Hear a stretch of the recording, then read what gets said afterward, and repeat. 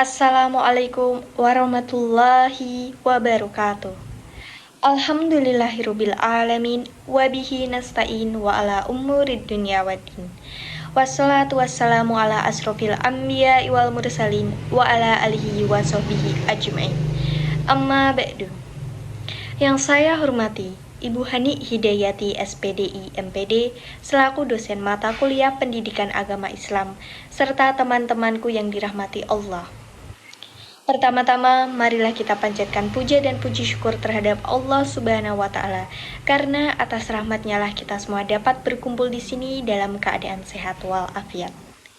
Tak lupa sholawat serta salam kita agungkan kepada Nabi junjungan kita Nabi Muhammad SAW yang kita nantikan syafaatnya di hari akhir nanti. Teman-teman yang dirahmati Allah, saat ini kita hidup berada di akhir zaman di mana hal yang salah sudah mulai dinormalisasikan. Misalnya kegiatan korupsi, pembulian, atau yang paling sering kita temukan pada saat ini yaitu kurangnya etika, moral, dan akhlak pada remaja zaman sekarang. Beberapa hal yang sudah saya sampaikan tadi merupakan hal-hal yang salah namun sudah mulai dibiasakan dan dinormalisasikan di era zaman sekarang. Pada kali ini saya akan berpiteto dengan tema moral, etika, dan akhlak. Sebelumnya, apakah teman-teman tahu apa itu etika, moral, maupun akhlak? Mungkin sebagian di sini sudah mengerti arti dari ketiga hal tersebut. Namun, ada sebagian yang tidak terlalu jelas tahu apa itu moral, etika, dan akhlak. Saya akan menjelaskannya. Yang pertama, etika. Etika adalah ilmu. Lalu yang kedua, moral adalah nilai. Dan yang terakhir, akhlak. Akhlak adalah perbuatan yang kita lakukan secara terus-menerus hingga akhirnya menjadi perbuatan atau kebiasaan kita. Namun, moral dan etika hampir memiliki arti yang sama. Moral merupakan pengertian tentang mana hal yang baik dan mana hal yang tidak baik.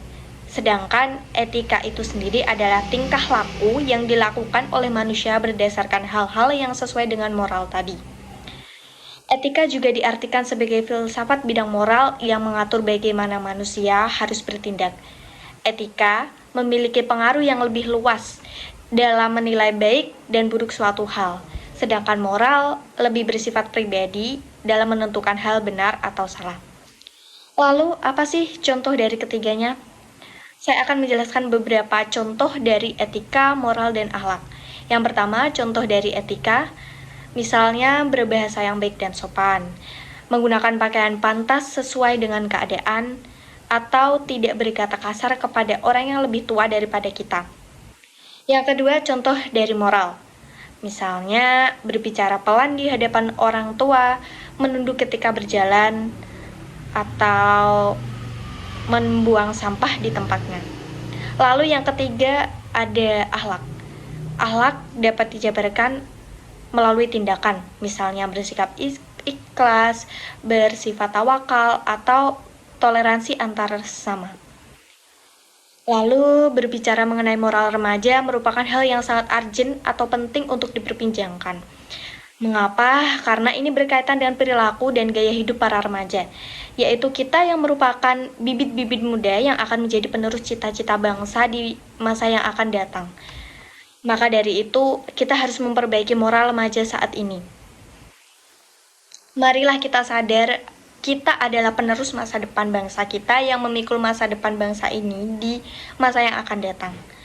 Coba kita pikirkan, jika kita mempunyai moral yang buruk, akan jadi apa bangsa ini suatu saat nanti. Namun, jika kita mampu berbenah diri dari sekarang, sudah pasti masa depan bangsa ini akan cerah. Padahal Indonesia sendiri sudah dikenal sebagai salah satu negara yang paling ramah dan bermoral baik.